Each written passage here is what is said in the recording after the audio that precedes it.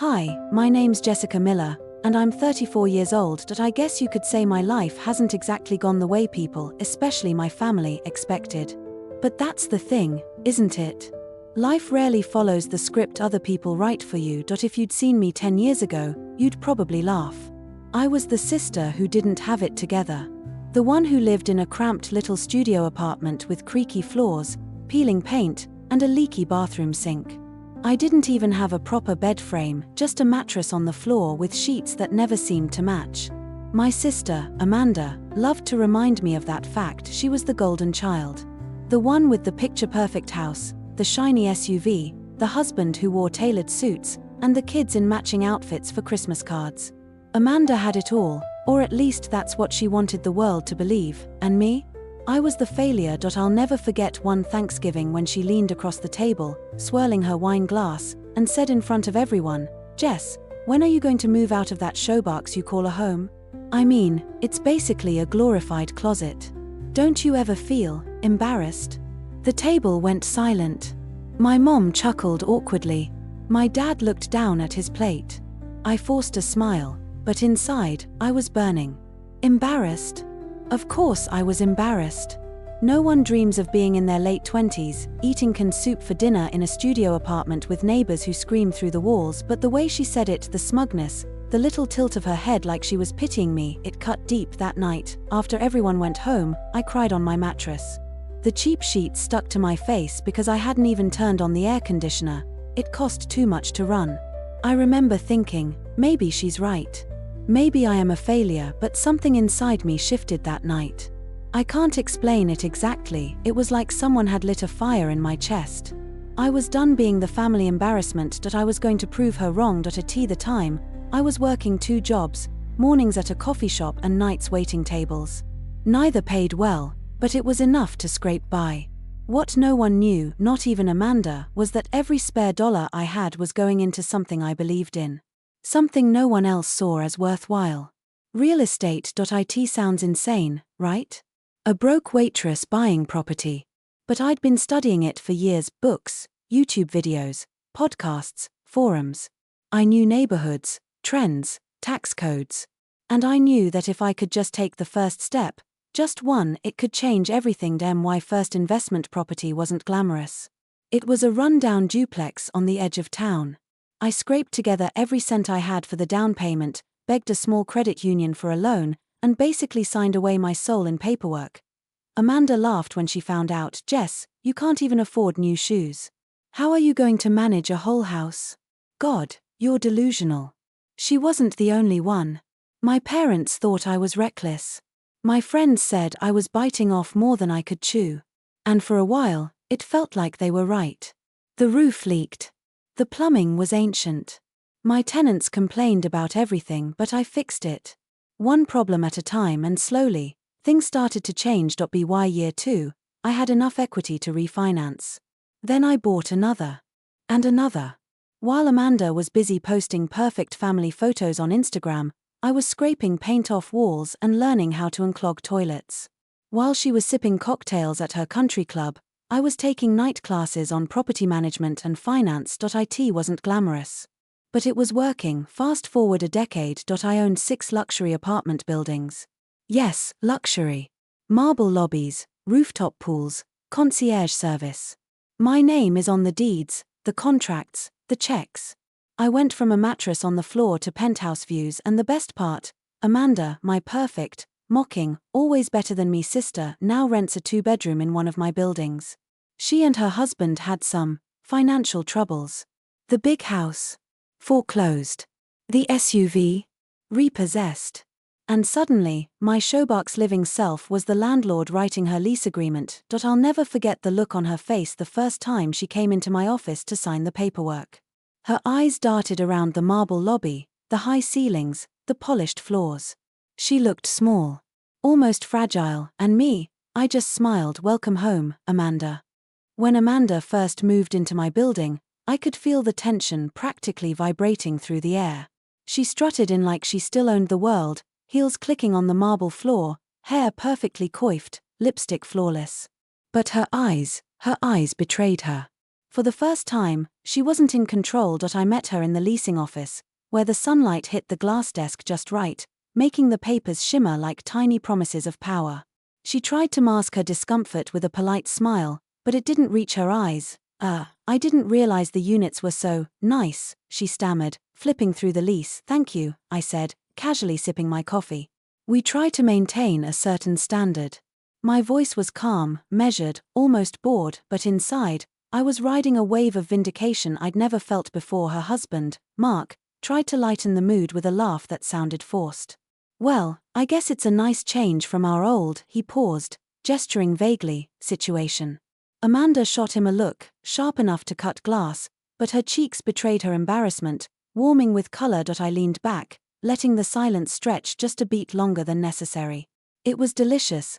By the way, I said finally, lowering my voice, I noticed you've been asking about the amenities and the gym schedule. If you'd like, I can give you a tour. It's easier to understand in person. Her eyes widened slightly, and she nodded, swallowing whatever pride she had left. I led her through the building, the rooftop pool glinting under the sun, the spacious gym with floor-to-ceiling windows, the lounge that overlooked the city. Every step she took, I could see her internal commentary. This is impressive. I can't believe, how did she? I resisted the urge to gloat aloud. Subtlety is always more satisfying than shouting your triumph. After the tour, I handed her the keys with a perfectly neutral expression. She held them, staring at the polished metal as if it might bite. I waited. Finally, she looked up at me. Her voice was quieter than usual, almost brittle. Jess. I didn't expect this. Expect what? I asked, tilting my head. For your little sister to do well? She swallowed. Her fingers fidgeted with the keyring. I didn't know you had it in you. You thought I'd stay in that tiny studio forever. I finished for her. That's exactly what you said, isn't it? That I was a failure, embarrassed, never going anywhere. Amanda didn't answer. She couldn't. I leaned closer, lowering my voice to a calm, almost whispering tone that made her shiver. Well, here we are. I'm the landlord. You're the tenant. And now, every month, you'll be paying me. For a place you'd never thought you'd even be able to afford. Her jaw tightened. She glanced away, biting her lip. I could see the internal battle raging, pride versus humiliation. I wanted her to understand something, not just about money, or success, or revenge. I wanted her to understand that I had done this with my own 2 hands. Every sleepless night, every scrape with eviction notices, every dime saved from tipping at a diner, it had all built this. And now she was standing on the other side of the door, staring at the results of my perseverance. I guess congratulations are in order, she said finally, her tone stiff, her smile forced. Thank you, I replied softly. Then I paused. But don't think this is just about you, Amanda. I've worked for this for me. Not to hurt you. I just wanted to prove to myself that I could. She looked at me, genuinely puzzled, and in that moment, I saw a flicker of respect in her eyes, buried under layers of embarrassment. Maybe she realized that being right isn't always what matters. Sometimes, being strong is. The weeks that followed were interesting. Every interaction we had carried an unspoken tension. She couldn't meet my eyes without guilt. She tried to make small talk in the lobby, but I could see her struggling with the hierarchy shift. I wasn't just her sister anymore. I was her landlord, and every time she handed me a rent check, a part of me felt satisfaction, not petty, not cruel, but quietly powerful. I didn't need to scream. The balance had shifted. She knew. It wasn't revenge in the classic sense, no public humiliation, no harsh words. It was something subtler. The kind that whispers, you underestimated me. And now, every day, Amanda lived in a world I had built. A world she once mocked me for dreaming about. A tea night, when I returned to my penthouse, overlooking the city skyline, I'd sometimes think about that Thanksgiving table, about the words she said, the look in her eyes. And I would smile, quietly, to myself, because life has a way of balancing the scales. The months after Amanda moved in were tense, to say the least. She tried to maintain her old facade of perfection, but cracks were showing. I'd catch her muttering under her breath in the lobby, pacing the corridors, flipping through maintenance requests like she was reliving her previous life of control. Every little hiccup in the building, an elevator out of service, a noisy neighbor, a misplaced package, was met with thinly veiled irritation. And every time, she had to remind herself, I was the one holding the keys now. It was subtle, almost cinematic, how life had flipped. And I admit, part of me reveled in it, though I kept it quiet. I didn't need to gloat, I let the circumstances speak for themselves. One evening, she knocked on my office door. The timing was curious, it was just after sunset, the city lights shimmering like scattered diamonds against the dark sky. I looked up from my desk, expecting a tenant complaint. Instead, there she was, heels slightly scuffed from rushing over, blazer perfect but the tight line of tension around her jaw betraying anxiety. Jessica, she said, voice low. Can we talk? I gestured to the chair across from me. Of course. She sat, fingers intertwined, twisting nervously. For a moment, I thought she might break down. Maybe apologize. But instead, she launched into a thinly veiled interrogation. I mean, the building is incredible. You've done a lot. But, how did you do it? I mean, really. From nothing to this. I leaned back, sipping my coffee slowly, watching her struggle. It wasn't overnight, I said. It took years. Mistakes, failures, sleepless nights. Some nights I cried on that same mattress you mocked me for. But I kept going. Every dime I could save went into these buildings. Every mistake was a lesson. She nodded, but I could see her pride bristling. So, all this, it wasn't luck. No, I said firmly. Not luck. Discipline. Vision. Patience. And maybe a little stubbornness. The kind that doesn't let other people's opinions define your worth. Her lips parted slightly. She wanted to argue, maybe say I'd been reckless, that it was all a fluke, but she couldn't. I was calm, confident, untouchable in that moment. Maybe I underestimated you, she admitted quietly. And there it was, the crack. The first acknowledgement that she had misjudged me for a long time. I thought that would be enough. That seeing her humbled, seeing her adjust to her new reality, would be the climax of this story. But life isn't that simple. Amanda began to push back in little ways. Nothing overt, nothing that broke the law, but subtle acts meant to remind me she wasn't completely defeated. She'd question fees, complain about minor inconveniences, try to bend the rules. And with every interaction, I reminded myself to stay patient. Revenge isn't always about a single moment of triumph, it's about the long game. I started leaving small, almost invisible markers of my success around her. New lobby art signed with my initials. Monthly newsletters highlighting building achievements. Invitations to private events she wasn't invited to attend. Each one was subtle, almost innocent on the surface, but for her, they were constant reminders. I had not only survived, I had thrived. And she was still dependent. There was one night, in particular, that still lingers in my memory. A snowstorm had trapped her in the building lobby late at night. She was tense, jittery, pacing with her coat wrapped tightly around her. I walked by, carrying my briefcase, and she looked up at me with eyes wide, half fear, half something else. Respect, perhaps, begrudging but undeniable. You've changed everything, she whispered. I smiled, not triumphantly, but softly, almost tenderly. I changed myself. That's the only thing anyone can really change. That night, as I watched her disappear up the stairs to her unit, I realized something important. Revenge isn't always about making someone suffer. Sometimes, it's about showing them what they missed, what they underestimated. Watching her grapple with reality, watching her see the outcome of my perseverance, it was enough. I had learned something else too. Power isn't just about money. It's about patience, persistence, and the quiet satisfaction of building something that no one, including your doubters, can take away from you. Amanda still tried to assert herself, but now, every move she made was weighed against the invisible ledger of what I had accomplished. She had mocked me once, tried to diminish my worth, and now she lived in the world I had created, on my terms, following my rules, and deep down, I think she understood that. Finally, I sipped my coffee, gazing out at the city lights. The snowflakes danced in the wind like tiny promises.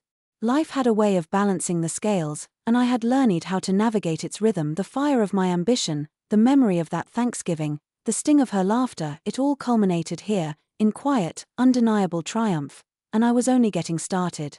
It had been almost a year since Amanda moved into my building. The initial tension had settled into something almost predictable. She no longer strutted through the lobby like she owned the world. Instead, she moved carefully, politely, quietly, aware of the hierarchy, aware of the power shift. But one evening, something happened that would change everything. I was in my office late, reviewing some new property plans. The city lights glittered like tiny fireflies, and the office was silent except for the occasional hum of the HVAC system. That's when she knocked. It was unusual for Amanda to come this late. I looked up from my desk, and she stood there, coat wrapped tightly around her, hair slightly mussed, eyes wide but focused. There was an intensity in her gaze I hadn't seen before, a mix of frustration, vulnerability, and maybe even realization. "Jessica, can we talk?" she asked, voice steady but soft. I gestured to the chair across from me. "Of course." She sat, hands clasped tightly in her lap, shifting nervously. I waited, letting the silence stretch, giving her space to speak first. Finally, she let out a long breath. I've been thinking. About everything. About how I treated you, about what I said. I was cruel. I mocked you. I thought I was better than you. And she stopped, blinking back tears. For a moment, I thought she might break down completely. But instead, she leaned forward, voice firm. "And now I see. I underestimated you. I see the work, the sacrifice, the discipline. I see you." I watched her carefully. This was the moment every late night, every scraped hand, every penny saved had led to. Not just triumph, not just revenge, but recognition. "You mean, you're sorry?" I asked quietly. "Yes," she said. "I'm sorry. And I respect you. Not because of what you own, but because of who you are. And what you did, to build this life. To build yourself." I smiled softly, feeling a weight lift off my chest. Part of me had wanted her humiliation to sting, to savor the reversal. But watching her stand there, vulnerable yet sincere, was far more satisfying. It was closure. It was real. "I forgive you," I said, surprising myself with the calmness in my voice. "But more than that. I hope you've learned something. Not just about me, but about underestimating people. About the cost of pride and the value of perseverance." She nodded, tears finally spilling down her cheeks. "I have. I really have." We sat in silence for a moment, the city lights casting long shadows across the office. I realized that revenge, in its purest form, wasn't about making someone suffer. It was about proving to yourself that you were capable, that your worth wasn't dictated by anyone else's opinion. That was my victory. Over the next few months, Amanda and I rebuilt our relationship, cautiously at first. There were awkward dinners, tentative conversations, moments of shared laughter. But what had once been cruelty and mockery slowly transformed into respect and understanding. She never regained the control she once thought she had over me. And I never needed her approval to feel whole. I had learned to rely on myself, to trust in my own vision, and to value the person I had become. Looking back, I sometimes think about that tiny studio apartment. The peeling paint, the mattress on the floor, the neighbors screaming through the walls. That little space was my crucible. It forced me to fight, to endure, to dream bigger than anyone thought possible. And now, standing in my penthouse overlooking the city, watching Amanda navigate the world I built, I know this. Triumph tastes sweeter when it's earned.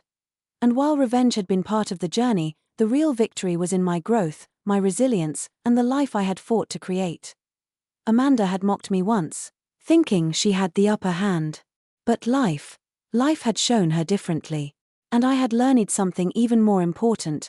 The only person whose approval truly matters is your own. I leaned back in my chair, sipping my coffee, and smiled.